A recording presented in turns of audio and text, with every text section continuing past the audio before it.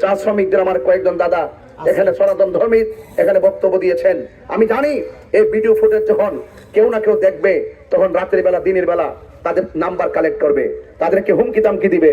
যদি হুমকি দামকি দেওয়া হয় ওই নাম্বার সংগ্রহ করে আমাকে দিবেন, আমি একাই 100 ইনশাআল্লাহ।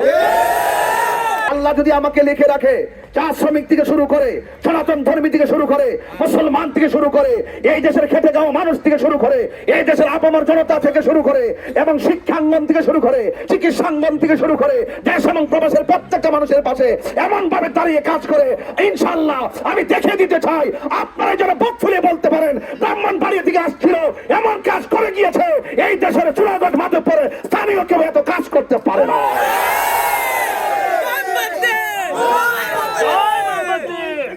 সময় খুব অল্প, তাই কিছু কিছু কথা বলে দিয়ে যাচ্ছি।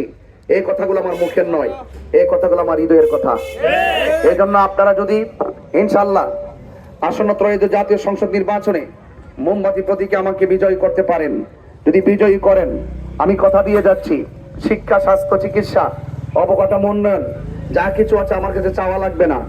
আমি যদি দীর্ঘ 22টি বছর এই চুনারঘাটে ওয়াজ মাহফিল করেছি, আপনারা বুকে হাত দিয়া বলুন আমি কি কখনো সনাতন ধর্মের বিরুদ্ধে কথা বলেছি? আমি কি কখনো কারোর সঙ্গে জবানের খেলাফ করেছি? আমি কি কারোর সঙ্গে ওয়াদা ভঙ্গ করেছি? কাউকে কষ্ট দিয়ে কথা বলেছি? আমি কেন বলি নাই? একটা কারণ, যেহেতু আমি ইসলামকে এমন ভাবে ধারণ করি, আমার ইসলাম বলেছে ধর্ম, বর্ণ, দল, মত নির্বিশেষে সবার সাথে ভালো আচরণ করতে হবে, কারোর সঙ্গে প্রতারণা করা যাবে না, মিথ্যা আশ্বাস দেওয়া যাবে না। আশ্বাস দেওয়া মানুষগুলোর কাছে বারবার চা শ্রমিকরা এবং মেহনতি মানুষরা বিশ্বাস হারিয়েছে। আমি তাদের বিশ্বাস ফিরিয়ে দিতে চাই। আমি মাত্র এসেছি, মাত্র 1 মাস প্রচারণা করেছি। আমাকে সুন্নি জোট এখান থেকে নির্বাচন করা দিয়েছেন, আপনারা আমাকে গ্রহণ করেছেন। আর যদি গ্রহণ না করতেন, অল্প সময়ের ভিতরে ঘরে ঘরে ঘরে ঘরে মোমবাতির স্লোগান উঠে গেছে। কথা বলেন ঠিক কিনা? এটা অবশ্যই আপনাদের প্রতি আমি চিরকৃতজ্ঞ। আমি আপনাদেরকে অনুরোধ করে বলবো, আপনারা ভয় পাবেন না। আপনারা নির্বিঘ্নে 12 তারিখে সকাল সকাল গিয়ে মোমবাতি প্রতীকে আপনাদের ভোটাধিকার প্রয়োগ করবেন। আমি চাই এই দেশে নির্বাচন নিয়ে যে আকাঙ্ক্ষা সৃষ্টি হয়েছে, এই আকাঙ্ক্ষা রুট ম্যাপ যেন কোনো ষড়যন্ত্রকারীর কারণে ব্যাহত না হয়, কেন্দ্র যেন কেউ জোর জবরদস্তি না করে, রাতের বেলা বুট সাফাইয়া সকালবেলা কাহিনী যেন না করে। আমি পরিষ্কার কথা বলতে চাই, নির্বাচন যার যার প্রচারণা করবেন। আমি বারবার নির্বাচন কমিশনকে বলেছি লেভেল প্লেইং ফিল্ড যেন ঠিক রাখে। যদি লেভেল প্লেইং ফিল্ড ঠিক না রাখে, তাহলে অবশ্যই মানুষের আকাঙ্ক্ষা বিনষ্ট হবে। আর জনগণের আকাঙ্ক্ষা যে কর্ম এবং যার মাধ্যমে বিনষ্ট হবে, মনে রাখতে হবে জনগণ একদিন তার প্রতিবাদ করবে, তার বিরুদ্ধে রুখে দাঁড়াবে। ঠিক কিনা বলেন? এই জন্য আমি বলবো, আপনার প্রচার আপনি করুন, আমার প্রচার আমি করি। উপরওয়ালা যাকে লিখে রেখেছেন সে এমপি হবে, যিনি লিখে রেখেছেন সে সমাজের প্রতিনিধিত্ব করবে। এই জন্য আপনাদেরকে অনুরোধ করে বলবো, আপনাদেরকে আশ্বস্ত করে বলতে চাই, আমি আপনাদের পাশে বিগত দিনে যেমন করেছিলাম এখনো আছি, ভবিষ্যতে থাকবো। এই জন্য আপনাদেরকে যদি কেউ কোনো ধরনের কোনো হুমকি, কোনো হয়রানি করে আমাকে বলবেন। মোমবাতির সমর্থনকারীকে আমি আশ্বাস দিয়ে যাচ্ছি, আপনি হয়তো একটু পরও শুনবেন, আমাদের একজন মোমবাতি প্রতীকে আজকে মাইকিং করতে গিয়েছিল। মাইকিং করতে যাওয়ার পর তার সাথে খারাপ ব্যবহার করেছে, তার মোবাইল কেড়ে নেওয়া হয়েছে। আমি যখন একটু আগে শুনেছি, আমি সুলতান ভাইকে বলেছি ওসি মহোদয়কে ফোন দেন, আগে বিচার তারপর নির্বাচন। সুতরাং এখন আমরা থানায়ও যাব। আমি পরিষ্কার ভাষায় বলবো, প্রহসনমূলক নির্বাচন এই দেশে চলবে না, আধিপত্যবাদের কাহিনী এই দেশে চলবে না, লাল চোখ দেখিয়ে সাধারণ মানুষদেরকে হয়রানি চলবে না, মামলা বাণিজ্য এই দেশে চলবে না। যদি আপনি জনগণের আকাঙ্ক্ষা না বুঝেন, তাহলে প্রশাসনের বিপরীতেও জনগণ দাঁড়িয়ে যাবে। এই জন্য আমাদের প্রশাসনের প্রতি আমাদের আস্থা আছে। আমরা প্রাথমিকভাবে আজ নোটিশ করতে যাব, কেন আমার ছেলেকে বাধা দেওয়া হলো, কেন আমার ছেলের কাছ থেকে মোবাইল নেওয়া হলো। সেই জন্য আমি অবশ্যই থানায় একটু পরে যাব। আপনাদেরকে আশ্বস্ত করছি, এই জন্য আমি শুনেছি, আমি বসে থাকবো না। এই কর্মী, এই সমর্থক আমাদের মোমবাতির সমর্থক, এই সমর্থক আমার সমর্থক, এই সমর্থক সোনারঘাট মাটির মানুষের সমর্থক।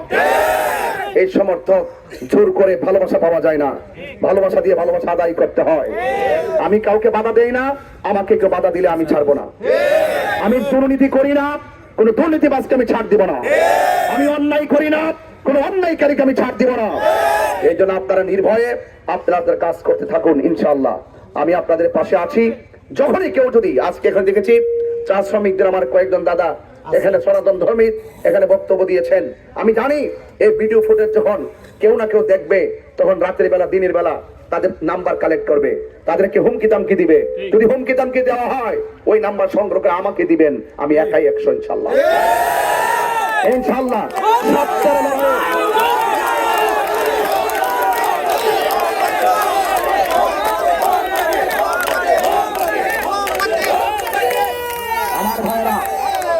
আমার ভাইরা শেষ কালাম, শেষ কথা বলতে চাই। আমি কি অন্যায় কথা বলেছি? কাহারও বিপরীতে কথা বলেছি? কাহারও গায়ে পড়ে ঝগড়া কথা বলেছি? আপনি ঝগড়া করতে এসেছেন, আমি প্রতিরোধের ভাষা ব্যবহার করেছি। আপনি গায়ে পড়ে কথা বলবেন, আমরা প্রশাসনে আইনি প্রোটেকশন ব্যবহার করব। কথা বলেন, ঠিক কিনা বলেন? এই জন্য আমি ওয়াজ মাহফিল করি, ধর্ম নিয়ে চর্চা করি, আমার সমস্ত কথা হবে সাবলীল, নম্র ভদ্রভাবে, এটাই স্বাভাবিক। তবে এতটুকু বলতে চাই, নির্বাচন আসছে, নির্বাচন চলে যাবে, ঠিক কিনা? আমরা দেখি যারা ক্ষমতায় আসে তারা জোর করে দখল করার চেষ্টা করে, দখলবাজি বন্ধ হয়ে যাবে। আপনার কি একমত আছেন? একমত আছেন? দখলদারিত্ব আর চলবে না, দখলদারিত্ব আর আপনাদের কি করতে হবে? আপনাদেরকে পাহারা দিতে হবে। আপনারা ঐক্যবদ্ধ থাকলে কেউ আমাদের ক্ষতি করতে পারবে না। আমি চুনারঘাট মাধবপুরে শান্তিপ্রিয় জনতাকে নিয়ে এই চুনারঘাট শান্তি প্রতিষ্ঠার জন্য লড়াই করব। আপনারা কি আমার সাথে আছেন? সবাই কি আছেন? আপনারা সবাই পাশে থাকবেন। আপনাদেরকে অনুরোধ করে বলছি, বাজার ব্যবসায়ীরা, আপনারা ব্যবসা করেন, আপনারা ভালো মন্দ জানেন। যখনই কোনো দল ক্ষমতায় আসে, কিছু কিছু দেখবেন সমাজের মধ্যে নেতা বাইরিব আপনাদেরকে এসে বলবে চাঁদা দাও। আমি কথা দিয়ে যাচ্ছি আমতলী বাজারের মানুষকে, ব্যবসায়ী ভাইদেরকে আশ্বস্ত করে দিয়েছি যে আল্লাহ আকাশের মধ্যে দীপ্যমান একটি চাঁদ উঠছে একদম মাথার বরাবর। আমি বলে দিয়ে যাচ্ছি, আল্লাহ যদি আমাকে এই চুনারঘাট মাধবপুরের জন্য কবুল করে, ওই সমস্ত ব্যবসায়ীদের কাছ থেকে চাঁদাবাজি বন্ধ করে দিব ইনশাআল্লাহ। এবং চা শ্রমিকদের যে কষ্ট, দুঃখ দুর্দশা, শিক্ষা, স্বাস্থ্য এবং তার যে পারিশ্রমিক যা দেওয়া হয় তা যথেষ্ট নয়। আমি ইনশাআল্লাহ তাদের মুখে হাসি ফোটাবো সর্বপ্রথম। আমি ফুটে দিয়ে দেখাই দিয়ে যেতে চাই যেন আপনারা চুনারঘাট মাধবপুরবাসী বলেন যে ব্রাহ্মণবাড়ি থেকে আসছিল, তাকে কত তুচ্ছ তাচ্ছিল্য করে কথা বলেছি, সে নীরবতা থেকে ধৈর্য ধারণ করেছে। আল্লাহ যদি আমাকে লিখে রাখে, চা শ্রমিক থেকে শুরু করে, সনাতন ধর্মী থেকে শুরু করে, মুসলমান থেকে শুরু করে, এই দেশের খেটে যাওয়া মানুষ থেকে শুরু করে, এই দেশের আপামর জনতা থেকে শুরু করে, এবং শিক্ষাঙ্গন থেকে শুরু করে, চিকিৎসাঙ্গন থেকে শুরু করে, দেশ এবং প্রবাসের প্রত্যেকটা মানুষের পাশে এমন ভাবে দাঁড়িয়ে কাজ করে, ইনশাআল্লাহ আমি দেখে দিতে চাই, আপনারা যারা বুক ফুলে বলতে পারেন ব্রাহ্মণবাড়ি থেকে আসছিল, এমন কাজ করে গিয়েছে, এই দেশের চুনারঘাট মাধবপুরে স্থানীয় কেউ এত কাজ করতে পারে না।